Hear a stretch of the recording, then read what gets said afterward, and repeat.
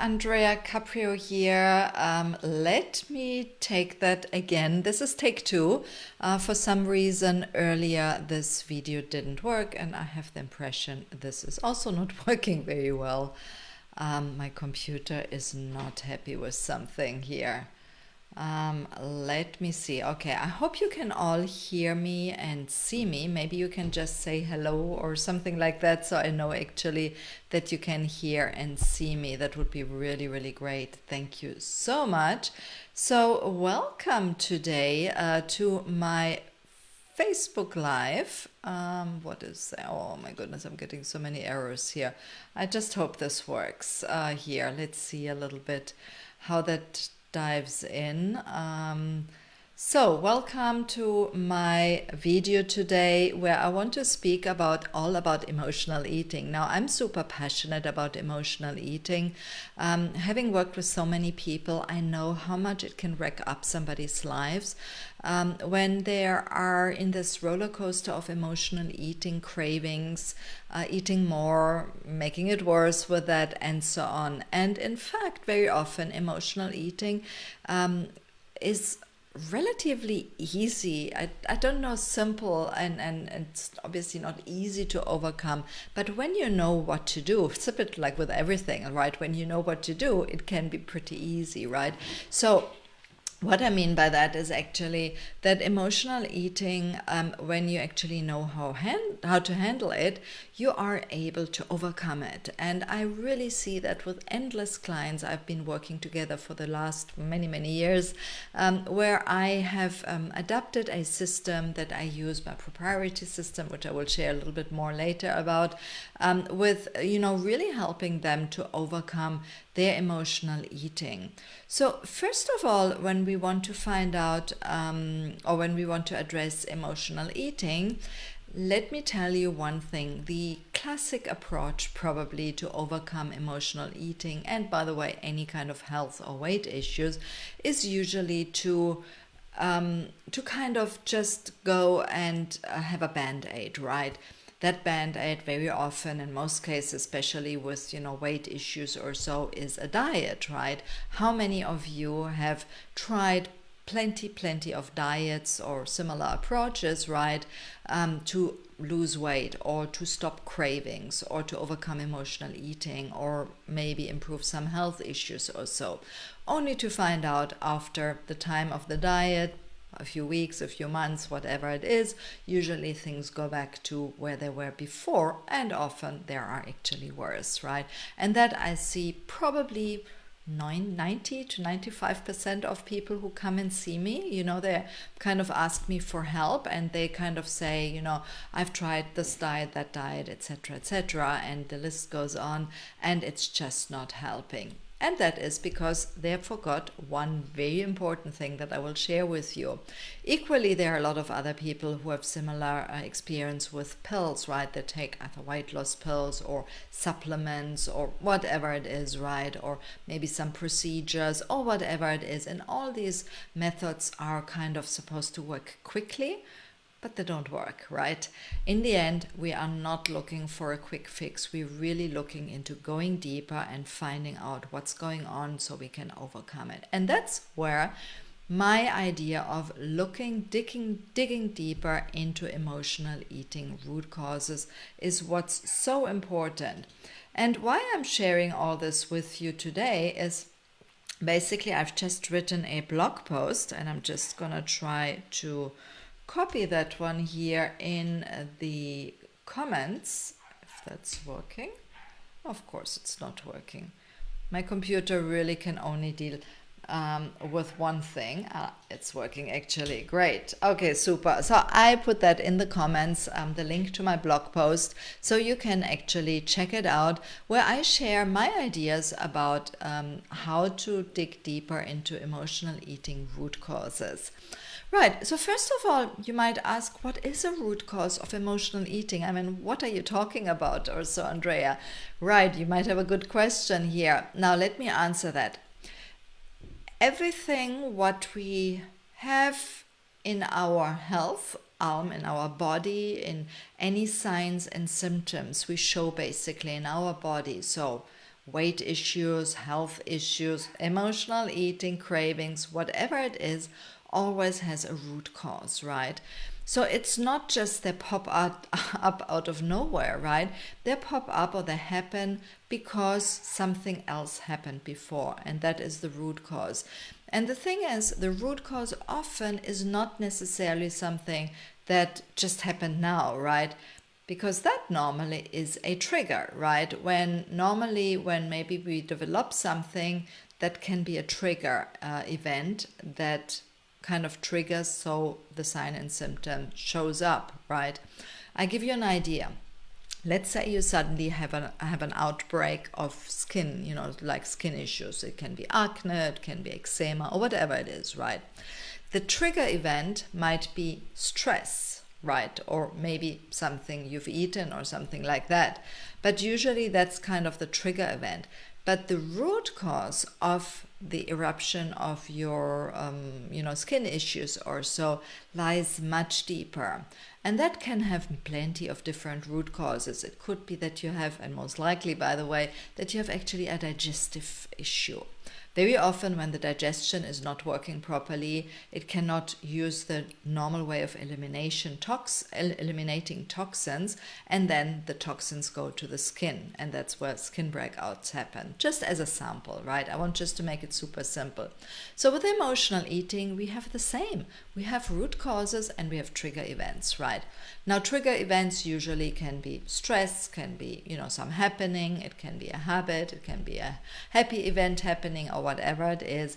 But basically, something causes the emotional eating, usually the cravings, the fact that we are eating, right? But now, what are the root causes? So I put the root causes in 3 categories, right? The physical category, the emotional, and the spiritual. And probably if I go a little bit deeper, I can think of more, but let's keep things simple and just talk about those 3 categories. And those 3 categories is really things in the physical category. I want to share that with you are gut imbalances, right? I spoke about those earlier with the skin issues. The gut is probably is at the basis of all health. So very often, if the gut is not working well, if there are any digestive issues or so, usually that can lead to other issues down the line, right? So if you have some gut imbalances, it might be that they end up for you to have emotional eating or cravings, right? I give you a little sample why that could be. For example, let's assume you have been eating unhealthy for a long time and you've been eating a lot of sugar. You have in your gut good bacteria and bad gut bacteria. Now the good gut bacteria is feeding on healthy stuff like vegetables, protein, fiber, etc., etc. The bad one is feeding on sugar, processed food, refined carbohydrates, which are, by the way, eaten or absorbed by your body as glucose, right? And those little guys there, they want more sugar, right? And that can lead or can be the root cause of your emotional eating, right? Very simple.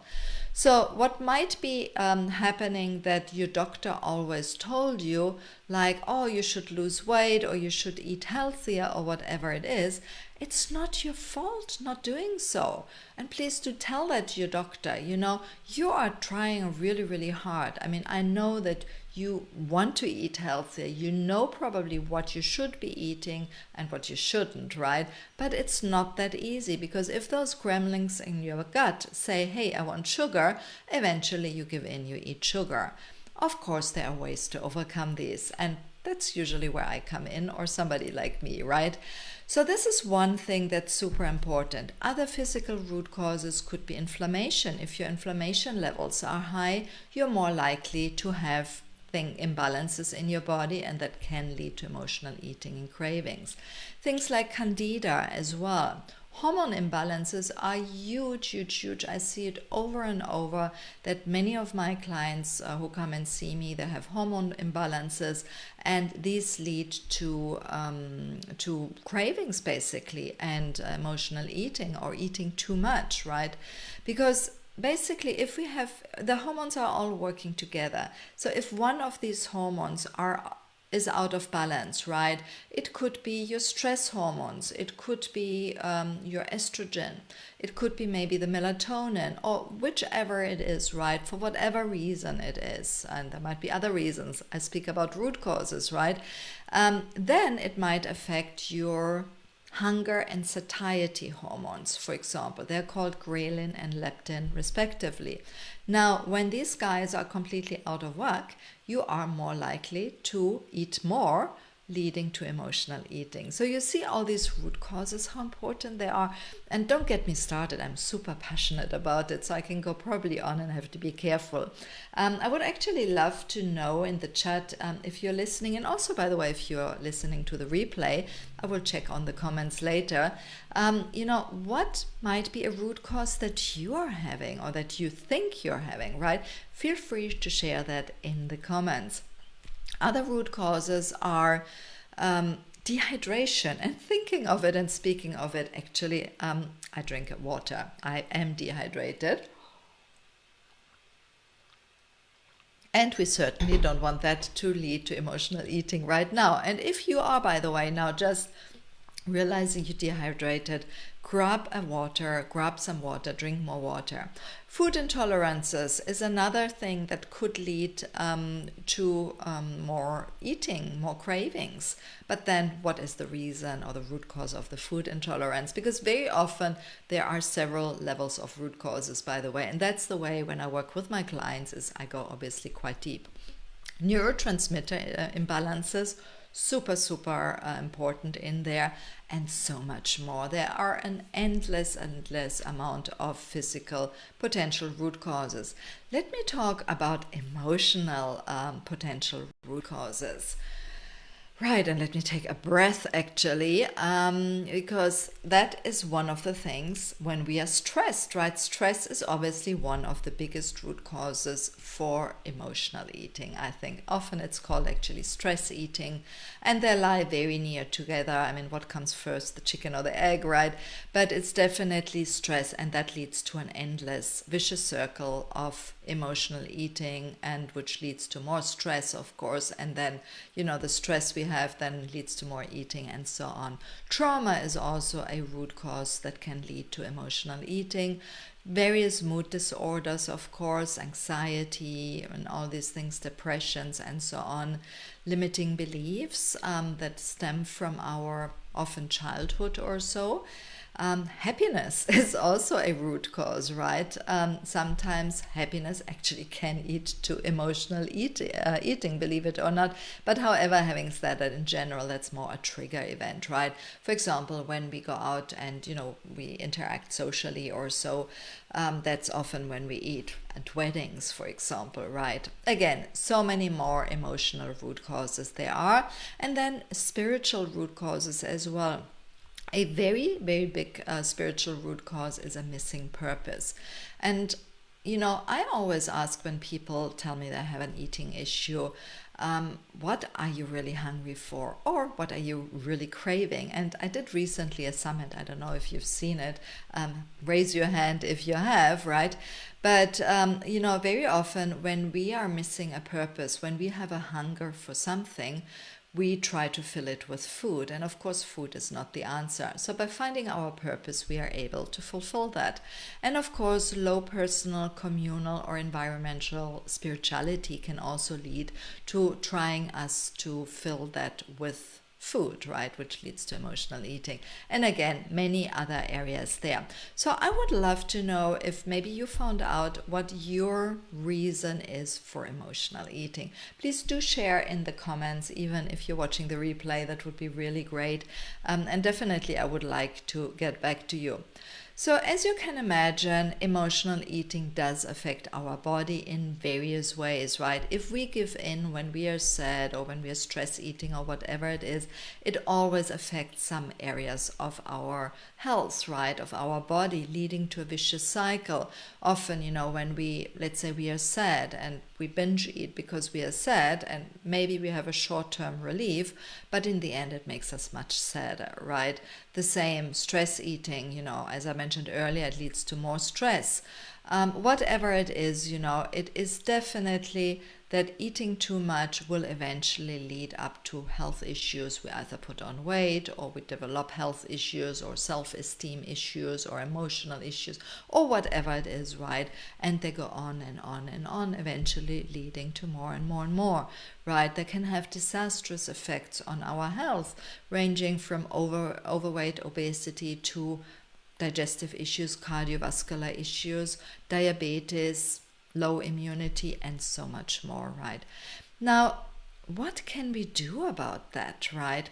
Now, here comes in play really that finding out about the root cause is, of course, the first step, but now there is a lot to do about it. The first step for me is always the most important, because once we know what is going on, right, then we can address it. I always say, once we know, we can go for it, but when we don't know, we cannot do anything about it. So getting clear on what is your root cause is really important. And then the way I like to go about is really from a holistic point of view. I really believe that just by doing one thing, we are not solving anything, right? You have had these issues for many, many years, maybe your whole lifetime, right? You're not gonna improve that just by pushing a button or taking that pill or whatever it is, right? It always takes a holistic approach.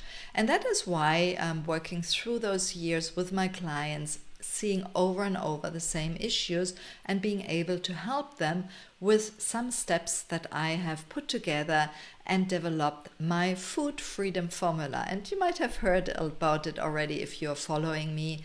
It's really a system that I developed, a method that I developed over the years that helps my client really to achieve, whatever their goals are, no matter if it's emotional eating, if it's weight issues or health issues, which basically helping them to overcome their issues through a better approach to health. I will share those 5 steps, and I call them the 5 R steps because each of them start with an R, so I can easily remember them, and that might help you too. So first of all is recognize the root cause, right? Now we spoke about that just now, so you know that step. The next step is repair the body's affected systems, right? So we want, of course, then whatever is affected, we want to repair it. And we want also to reset the body's healing abilities, which is very important because otherwise the body cannot heal. And then we want to relearn healthy habits, because in the end, through accountability, we actually can implement healthy habits and then rewire the mindset. Because if our mindset is not on par with everything, not gonna work, right? So just remember my food freedom formula: recognize the root cause, repair the body's affected systems, reset the body's healing abilities, relearn healthy habits, and rewire the mindset. And these are the 5 steps in my food freedom formula.